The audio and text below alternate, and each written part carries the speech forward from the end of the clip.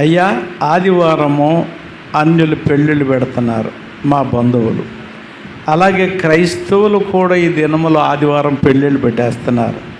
ఇప్పుడు ఆరాధన మాని అక్కడికి వెళ్ళడం మంచిదా?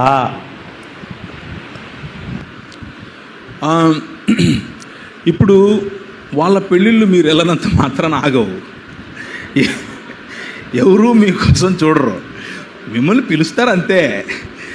మీరు వెళ్ళినా వెళ్ళకపోయినా మియా బీవీ రాజీతో క్యా కరేగా కాజీ, అవునా కదా?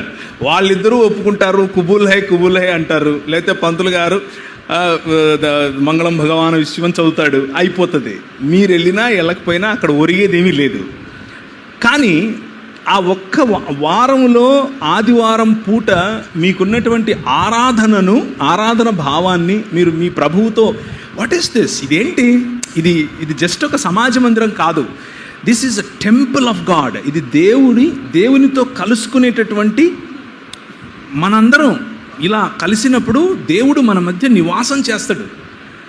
ఆ దేవుని నివాసయోగ్యమైనటువంటి ఆయన మందిరములో ఒక్క గడియ, చెప్పండి, ఒక్క గడియ ఎంత అవుతుంది? అంత జాయ్ ఎలా మనం పోగొట్టుకోవాలి? ఎందుకు పోగొట్టుకోవాలి? పోగొట్టుకోకూడదు, ఇలాంటి వాటికి పోగొట్టుకోకూడదు. అలాగని చెప్పి ఆదివారం పూట మీకు ఒక IAS ఎగ్జామ్ ఉంది, దాన్ని ఆరాధనగా రాసిరండి. IAS ఎగ్జామ్ని ఆరాధన భావంతో రాసిరండి.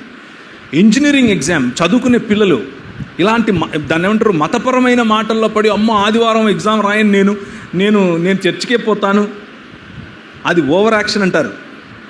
వెళ్ళండి, చదివిన చదువుకు ఆరాధన భావనతో దేవుని కోసం ఎత్తైన చోట, ఇశ్రాయేలు నీ భాగ్యం ఎంత గొప్పది, యెహోవా రక్షకుడు కాగల నీ భాగ్యం ఎంత గొప్పది, అన్యజనులు నీ ఎదుట నీతో ఏకీభవించినట్లు వేషాలేస్తారు, కానీ నువ్వు వారి ఉన్నత స్థలములను తొక్కుతావు.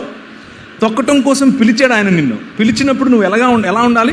తలగా ఉండాలి, తొగ్గా ఉండకూడదు. తలగా ఉండాలంటే వాడు పెట్టినటువంటి ఎగ్జామ్లో తలగా పాస్ అవ్వాలి.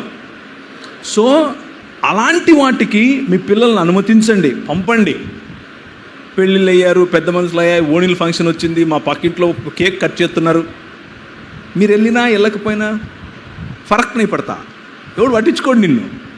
నువ్వు వచ్చావు, తిన్నా, వెళ్ళావు, నువ్వు భూమికి భారం వాడికి అంతే. వచ్చావు, ఒక ప్లేట్ ఎక్కువైంది అనుకుంటున్నాడు, దానివల్ల ఏంటి లాభం? ఇది ముఖ్యం. సో ప్రాధాన్యతలు ఎక్కడున్నాయి? So align your thinking to the greater cause. ఈ సృష్టిలో జరుగుతున్నటువంటి దేవుని యొక్క ఒక పెద్ద సంకల్పం, ఆ మహా సంకల్పానికి తగినట్లుగా నీ పద్ధతులను, నీ ఆలోచనలను అలైన్ చేసుకో. That is what you should do. అది ఆదివారమైనా శుక్రవారమైనా. చప్పట్లు కొట్టండి. ఒక మంచి క్లారిఫికేషను. మనం కూడా ఆదివారం పరీక్షలు అయితే వెళ్ళి రాసి రండి అని చెప్తూ ఉంటాను. అది బ్రదరు ఆత్మరూపంలో చక్కటి కన్ఫర్మ్ చేసినందుకు ప్రభువును స్తుతిస్తున్నాను. అయితే అనవసరమైన వాటికి ఆరాధన విడిచి మనం వెళ్ళకూడదు. ఓకే.